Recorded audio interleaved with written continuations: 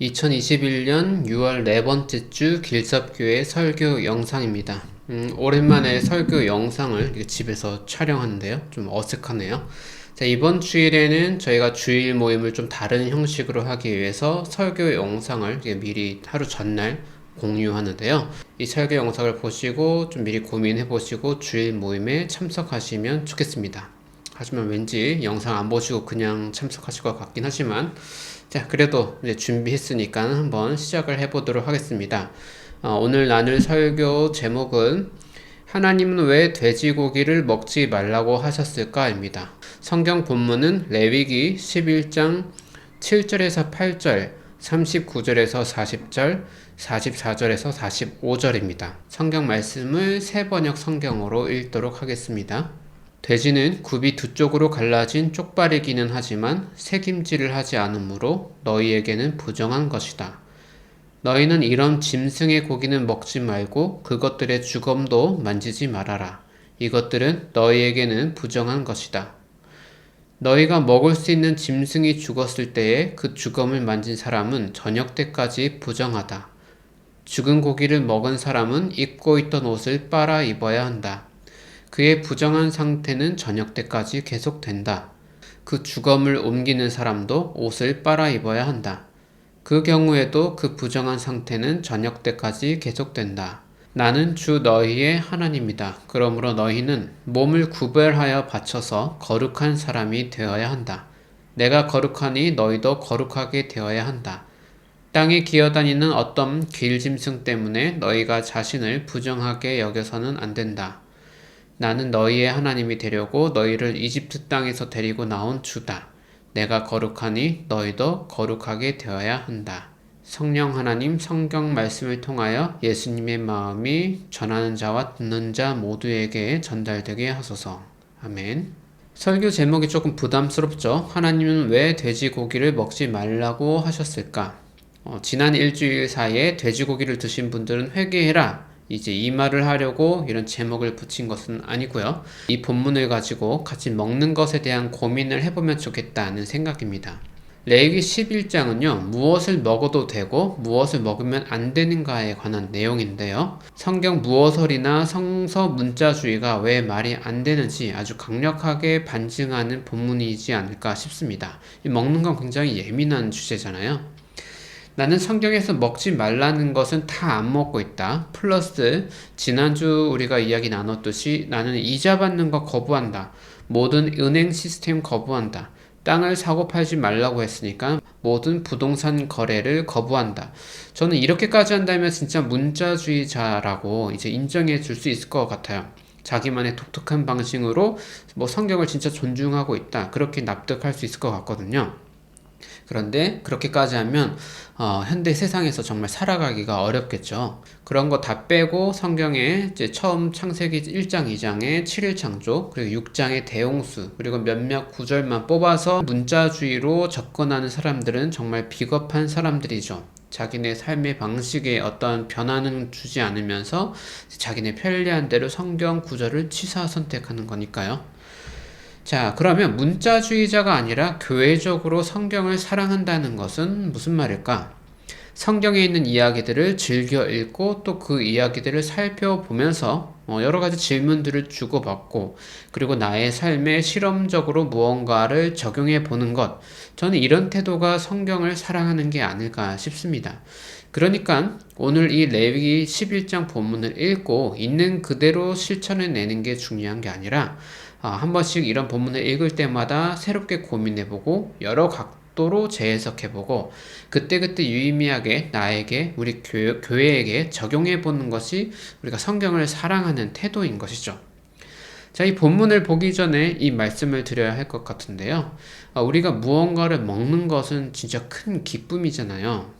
사람마다 이제 우선순위의 문제는 있겠지만 맛있는 음식을 먹는 기쁨은 하나님이 주신 우리에게 아주 귀한 은혜라는 것 모두가 공감할 거라 생각합니다. 물론 교회의 어떤 분은 제가 이제 몇 년간 관찰해 보건데 정말 먹는 것에 큰 의미를 두지 않는 분도 계시긴 한데요. 그건 아주 특수한 케이스고 대부분은 그렇지 않죠. 그 중요한 먹거리에 관해서 무언가를 먹지 말라고 하는 건 1차적으로 스트레스를 줍니다. 안 그래도 사는 게 빡빡하고 힘드는데 먹는 것까지 신경 써야 하냐? 이제 그럴 수 있죠. 하지만 이건 레위기 말씀을 처음 듣던 당시의 청중, 이집트에서 탈출한 노예들에게도 동일한 스트레스였을 것 같습니다. 어떻게 알 수 있을까요? 출애굽기에 관련된 내용들이 있죠. 이집트에서 탈출한 히브리 노예들이 처음에는 와 자유다 하고 좋아하다가 여행길이 너무 힘들고 또 삶의 가장 중요한 기쁨 중에 하나인 먹는 것에 조금 불편함이 생기자 이제 어떻게 하나요? 나 그냥 돌아갈래. 그냥 이집트 가서 노예로 살면서 좀 고기 먹고 싶다. 이제 이러잖아요. 고기 먹고 싶어서 모세에게 반항도 하고 하나님도 외면하려고 하다가 심판받고, 자, 레위기 전에 이 출애굽기에 있는 이야기입니다. 먹으라는 거 그냥 먹어 라는 세계에서 수백 년을 살던 노예들에게는 원래 먹던 게 가장 좋은 거죠. 입맛도 그렇게 길들여져 있을 테니까요. 그런데 모세를 통해 시작된 새로운 삶에서 하나님은 새로운 규칙, 식습관에 대한 새로운 룰을 제공하고 있습니다. 그러면 우리가 갖게 되는 질문은 이런 것이죠. 이집트의 질서, 이집트의 종교를 떠나서 보이지 않는 하나님을 쫓는 새로운 삶의 양식을 만들어 가려는 히브리인들에게 뭘 먹고 말고를 정하는 규칙이 왜 필요했고 어떻게 작동했을까라는 질문인 것이죠. 자, 그러면 레위기 11장 내용을 전반적으로 좀 정리해 보겠습니다. 11장은 이렇게 시작하는데요. 모든 동물 중에 먹어도 되는 동물에는 이제 발에 굽이 있는데 그 굽이 갈라져 있어야 하고 되새김질을 하는 동물이라고 합니다. 이 두 가지 조건이 동시에 충족되지 않으면 부정한 동물이 되는데요. 낙타, 오소리, 토끼, 돼지는 그래서 먹으면 안 되고 접촉도 하면 안 된다라고 설명하고 있습니다. 그 다음 어류로 넘어가서 먹어도 되는 것은 비늘과 지느러미가 같이 있는 것이죠. 그러니까 약간 전형적인 딱 물고기 하면 떠오르는 것은 가능하고 비늘과 지느러미가 함께 있는 것이 아닌 건 먹으면 안 된다는 거죠. 물고기 하니까 생각나는 게 환경단체에서 일하는 분이 이 물고기라는 말을 쓰지 말고 물살이라고 불러야 한다고 하더라고요. 일리가 있는 게 고기는 사람이 먹기 위해 준비된 죽은 동물을 가리키는 단어잖아요. 살아있는 소나 돼지를 보고 육지고기라고 부르지 않듯이 물에 사는 고기 해서 물고기라고 하는 말을 쓰지 말고 좀 바꾸자 그거죠. 저도 물고기가 이미 익숙하긴 한데 좀 한번 생각해 볼 필요는 있는 것 같죠. 그리고 레위기 11장에 이어서 말하기를 어떤 기준을 또 제시하는 게 아니라 그냥 먹으면 안 되는 동물들이 쭉쭉쭉 나옵니다. 독수리, 까마귀, 타조 등등의 새들, 그리고 메뚜기, 귀뚜라미와 같은 곤충들, 족제비, 쥐, 뱀과 같은 것들도 먹으면 안 될 블랙리스트로 올라가 있죠. 자, 혹시 이 먹으면 안 되는 동물들 리스트를 쭉 들어보셨는데 어떤 공통점이 있다고 느껴지는 거 있으신가요? 과연 어떤 기준으로 정한 동물, 부정한 동물을 나누고 이 부정한 동물은 그러니까 절대 접촉도 하면 안 된다. 이렇게 말한 어떤 기준이 있었을까 하는 것입니다. 특히 돼지는 오늘날 한국 사람들이 많이 먹는 동물인데요. 왜 구약 성경에서 하나님은 돼지를 먹지 말라고 하셨을까요? 자, 앞서 제시된 조건에 따르면 일단 발에 굽은 있습니다. 그러니까 발에 굽이 없는 원숭이와 같은 동물은 일단 1차적으로 먹으면 안 된다는 거죠. 그래서 첫 번째 조건은 통과했는데요. 그런데 이제 두 번째 조건, 되새김질을 해야 하는데 돼지는 새김질을 안 한다는 것이죠. 그러니까 먹으면 안 된다는 것입니다. 우리가 돼지하면 뭔가 똑똑하지 않을 것 같고 깨끗하지 않을 것 같고 뭔가 그런 이미지가 있잖아요. 하지만 최근에는 돼지를 애완용 동물로 키우는 분들도 이제 생겨나면서 돼지가 생각보다 깨끗하고 영리하다는 게 알려졌죠. 다 우리의 선입견입니다. 그러니까 돼지는 원래 위생적으로 문제가 있었으니까, 그러니까 다른 이유가 있었으니까 부정한 동물이고, 그러니까 하나님이 먹지 말라고 하셨겠지. 이런 식의 논리 전개가 불가능한 것이죠. 그런데 이 기준을 다시 한번 생각해 봐야 할 것 같아요. 정하다, 부정하다. 자, 거룩하다고 말할 때 왜 발에 굽이 있고 색임질을 해야 거룩한 걸까? 하는데 그 이유는 성경에 나와 있지 않습니다. 그러니까 왜 색임질을 해야 거룩한지에 대한 상세한 해설이 없고요. 그냥 규칙만 있는 거예요. 이게 포인트입니다. 그리고 좀 더 정확하게 말하면 돼지 자체가 부정한 동물이라고 하는 게 아니고요. 제가 7절을 읽어볼 텐데요. 한번 자세히 살펴보시길 바랍니다. 돼지는 굽이 두 쪽으로 갈라진 쪽발이기는 하지만 색임질을 하지 않으므로 너희에게는 부정한 것이다. 자, 돼지는 이렇게 색임질을 안 하니까 돼지는 부정하다라고 표현되는 게 아니고요. 색임질을 하지 않으니까 너희에게 부정하다. 그러니까 사람에게 부정하다. 이런 식의 표현을 쓰죠.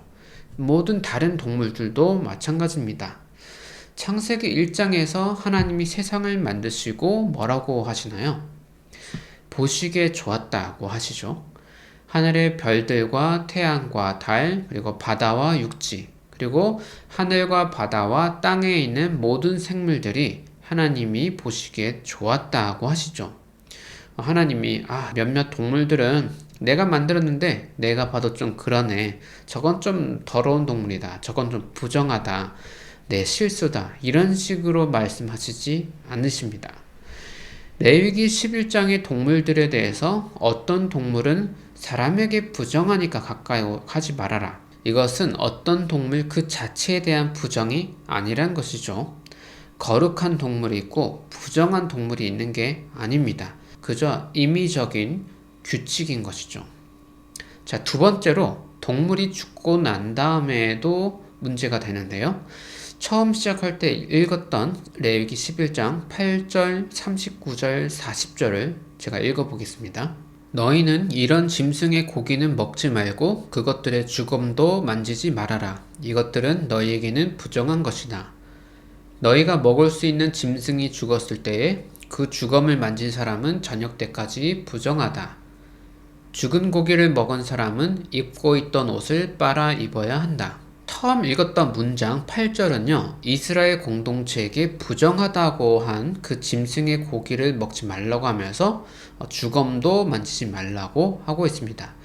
그런데 동물의 사체가 부정한 건 먹어도 된다고 한 동물에게도 마찬가지로 적용되는 거죠. 제가 두 번째로 읽은 39절, 40절 문장들이 그런 표현인데요. 그러니까 결론적으로 모든 동물의 사체는 만져선 안 된다고 이야기하고 있습니다. 죽은 고기를 먹는다는 게 어떤 말일까요? 사실 저희 현대인들은 다 죽은 고기를 먹고 있죠. 식사할 때가 되어서 그때그때 가축을 죽이고 바로 요리를 해 먹는 게 아니죠. 이미 조리된 고기가 식품으로 유통되어서 먹고 있는 건데요. 현대의 냉동 시스템이 없는 고대 사회에서는 사실 죽은 고기를 먹을 일이 그렇게 많지 않을 것 같습니다. 죽은 동물이 썩기 전에 빨리빨리 먹었겠죠. 그러니까 공동체에 그때그때 식사를 해야 할 만큼 먹을 만큼만 필요에 따라 가축을 죽였겠죠. 그런데 현대 사회는 이게 좀 달라집니다. 일단 자연적이지 않게 인공적으로 대량으로 키우고 그리고 미리 죽이고 가공해서 시장에 내놓는 시스템이죠. 위생의 문제 때문인 것이 아니라 동물 고기를 먹는 이 시스템 자체가 다른 것입니다.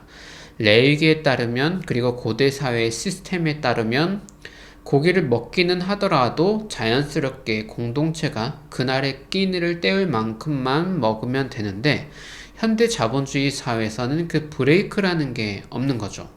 무한 생산, 무한 사육의 시스템이 작동되는 건데 이게 레위기라는 토라의 말씀에 비춰 볼 때는 우리 현대인들이 볼 때는 조금 찔림이 있는 것 같아요. 40절에서 죽은 고기를 먹으면 옷을 빨아야 한다고 나와 있는데요. 사실 이것도 개연성은 없어 보이죠. 그냥 그만큼 조심하라는 메시지 같습니다. 그러니까 이 먹는 문제에 대한 룰을 정하는 레위기 11장의 행동 규칙들은 과학적인 이유로 만들어진 것이 아니고 신앙 공동체면 이런 룰을 따라 살아가야 한다는 그런 규칙들의 모임인 것이죠. 그 규칙 자체에 어떤 과학적인 혹은 신비적인 신앙적인 이유들이 다 들어있는 건 아닌 것입니다. 혹시 동물 사체를 만져서 전염병이 도는 걸 예방하기 위함이 아닐까? 이렇게 생각하실 수도 있는데요. 물론 그런 이유도 생각하실 수도 있겠지만 충분하지는 않은 것 같아요. 왜냐하면 시체를 만졌을 때 부정한 시간은 그 만진 날, 그날 저녁까지만이거든요. 그리고 11장 뒷부분에 가면 이 사체가 몸에 닿거나 어떤 그릇에 떨어지면 다 부정한 것이 되는데 이게 또 물 운덩이, 샘에 빠지면 그런 건 괜찮다고 그래요. 그러니까 이게 논리적인 일관성은 없는 것이죠. 그야말로 이집트에서 탈출한 신앙 공동체의 새로운 행동 규칙들을 짜는 것이다. 우리가 이렇게 해석하면 좋겠습니다. 자, 그러면 이제부터가 진짜 질문입니다. 왜 이런 규칙들이 하나님의 말씀으로 고대 이스라엘 공동체에 들어왔을까 하는 것이죠. 여러분들은 어떻게 생각하시는지요? 출애굽한 이스라엘 노예들에게는 일단 기존의 생활 습관, 그러니까 노예로 살아갔던 생활 습관이 그대로 남아있겠죠. 몸은 이집트를 탈출했으나 물리적으로는 나왔으나 감은 대대로 내려오는 그 노예 습관은 벗어나지 못했겠습니다. 그런 생활 습관을 벗겨내고 신앙의 자유인으로 살아가기 위해서는 뭔가 대체적인 행동 규칙들이 필요했을 것 같아요. 노예로 사느라 힘들었지? 그럼 아무것도 하지 마. 그냥 하고 싶은 대로 살아.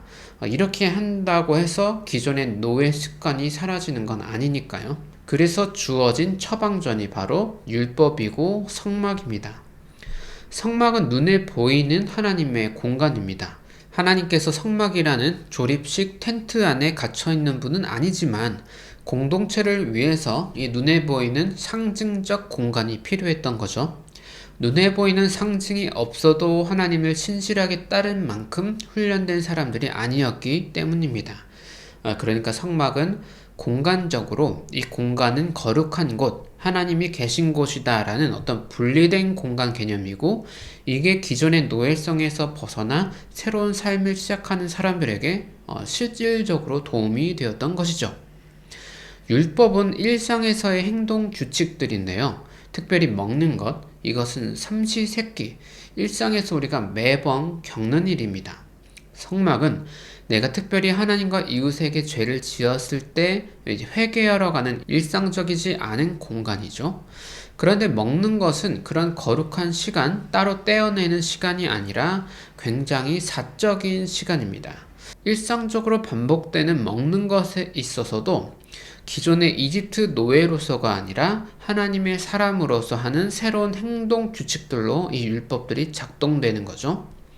자, 비슷한 예를 들면 6월절이라는 기적이 있습니다. 이집트를 탈출할 때 양의 피를 문에 바른 이스라엘 사람들만이 심판을 받지 않고 살아남을 수 있었죠. 그런데 그런 기적의 시간은 일상적인 게 아니죠. 일회적이고 반복될 수 없는 것입니다. 그래서 노예들의 이 이집트 탈출 사건을 잊지 않기 위해 무엇이 만들어지나요? 6월절 식사입니다. 가족들이 함께 모여서 가족 단위로 식사하는 행위로 신앙을 훈련하는 것이죠. 기독교 신앙에서는 성찬이 이런 역할을 하죠. 예수님이 12제자들과 마지막 식사를 했던 것을 기억하고 이 신앙의 의미를 공동체가 함께 기억하고자 행동으로 신앙 고백하는 것이 성찬이죠. 식사 교제로 신앙의 의미를 몸에 새기는 것입니다. 이런 맥락에서 본다면 레위기 11장의 음식 정결법은 신앙의 의미를 몸에 새기는 일상의 훈련인 것입니다. 군대에서처럼 자세 똑바로 하고 몇 분 안에 먹어야 하고 이런 규칙은 아니죠. 한번 들으면 알 수 있고 그래서 아주 사소하게 귀찮게 하는 것은 아니지만 그래도 어떤 기준은 있기 때문에 먹거리에 대해서 다시 한번 생각해 보게 하는 것. 이런 일상의 훈련이 필요했던 이유는 무엇이겠습니까? 세포 하나하나까지 침투해 있었던 이집트에서의 그 노예성, 하라는 것만 하고 먹으라는 것만 먹고 아무런 생각도 저항도 할 수 없는 그 노예성에서 벗어나기 위한 훈련인 것이죠. 습관은 습관으로 극복해야 한다는 것이 오늘 읽은 이 레위기 11장의 정신이 아닐까요? 여러분은 무엇을 먹어야 하고 무엇을 먹지 말아야 할지를 고민해 보신 적이 있으신지요? 다이어트 할 때 한 번씩은 다 고민해 보셨을 것 같은데요. 그리고 저희 교회 분 중에서도 몇 분이 이제 육식보다는 채식을 하려는 분들이 있어서 저도 그분들 덕에 이제 비건 식당을 가봤는데 태어나서 처음 가봤고 한 두세 번 정도 갔던 것 같아요. 작년에 아마 제가 처음 그런 곳을 간 것 같습니다. 너무 신선한 경험이었고요. 저도 그런 게 있는 줄도 몰랐습니다. 그리고 코로나가 터지면서 앞으로도 이런 자연 재난 속에서 쭉 살아가야 할 어떤 시험에 들다 보니까 개인적으로도 자연스럽게 환경 문제에 계속 관심을 갖게 되었는데요. 그래서 최근 한 달 사이에 저도 개인적으로 환경에 관한 다큐들과 책들을 이제 시간 날 때마다 보고 있습니다. 제가 가장 인상 깊게 본 다큐가 두 개 있는데요. 넷플릭스에 있는 카우스피라시와 시스피라시라는 다큐입니다. 저는 이 두 개의 다큐를 보고 무엇을 먹어야 할지에 대한 고민과 실천을 하게 되었습니다. 개인적으로는 이 다큐들이 현대판 레위기 11장으로 느껴졌는데요. 무엇을 먹어야 할지에 대한 굉장한 도전을 주고 있거든요. 카우스피라시는 2014년 다큐입니다. 핵심적인 내용을 한번 요약해 볼게요. 축산업으로 배출되는 온실가스가 자동차, 기차, 배, 비행기 등 사람이 만든 운송수단으로 생겨나는 배기가스보다 훨씬 많다. 개인적으로 물을 아끼라고 캠페인을 하는데 사실 2014년 미국 기준으로 사람이 쓰는 물은 전체 물 사용량의 5%이고 축산업에 들어가는 물은 55%다. 가축들이 물을 그만큼 많이 먹는다는 거죠. 지구의 땅 절반이 축산업에 쓰이고 있고 아마존 파괴의 80~90%는 이 축산업 때문이다. 그러니까 이 축산업이 글로벌하게 미치는 영향에 대해서는 공론화되지 않으면서 가까이 갈 때는 뭐 차를 타지 마시다, 물을 좀 아껴 씁시다 이런 캠페인만 언론에 나오는 이유가 뭘까를 파헤치는 다큐가 카우스피라시입니다. 그 이유를 이 다큐에서는 환경단체들이 이런 축산업과 관련된 회사들의 후원을 받고 있기 때문인 것으로 추적해내는데요. 넷플릭스는 회사들의 후원이 아니라 개인들이 비용을 내고 운영하잖아요. 그래서 이런 직설이 가능한 것 같더라고요. 시스피라시는 올해 2021년 3월 말에 나온 다큐인데요. 넷플릭스에서 꽤 핫한 것 같습니다. 아주 강력 추천드리는데요.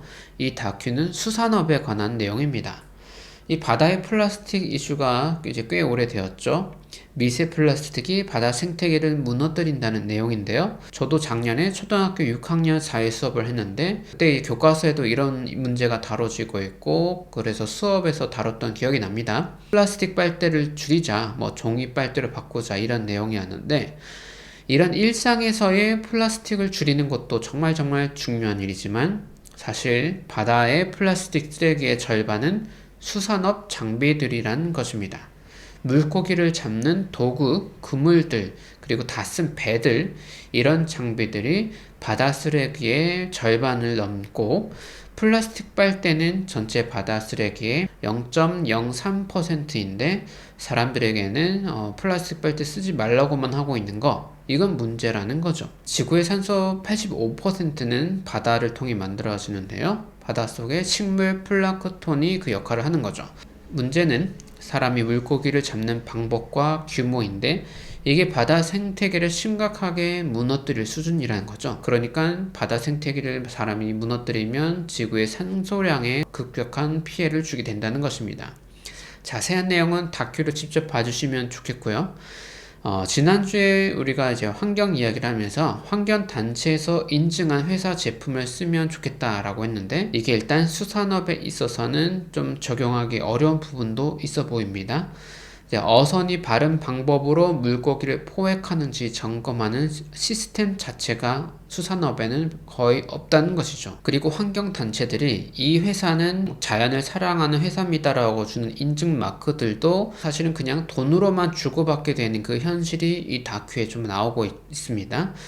굉장히 조금 머리 아프죠. 이 두 개의 다큐에서 공통적으로 주장하는 것은 첫째로는 환경 문제를 접근할 때 먼저 팩트 체크를 하자. 개인이 환경을 보존하기 위한 행동 규칙들도 중요하지만 인간의 목축업, 수산업이 어느 정도 규모로 지구에 영향을 주고 있는지를 투명하게 공유해야 한다는 것이죠. 두 번째는 육식을 줄이자. 목축업, 수산업의 윤리성을 회복하는 것은 국가적, 초국가적 스케일로 움직여야 하는 문제인데, 그럼에도 불구하고 개개인이 할 수 있는 것은 합리적인 소비자가 되자는 것이죠. 그래서 부패한 산업에 대한 저항의 의미로 동물을 먹는 소비량을 줄이자는 것입니다. 저는 이 다큐들의 메시지에 완전히 동의가 되었고요. 그래서 지난 3주 정도 개인 식사를 할 때 육식을 줄이는 선택을 하고 있습니다. 이미 평소에 그렇게 살고 계시는 성도님께는 조금 우스운 이야기로 들릴 수 있을 것 같은데요. 귀엽게 봐주셨으면 좋겠습니다.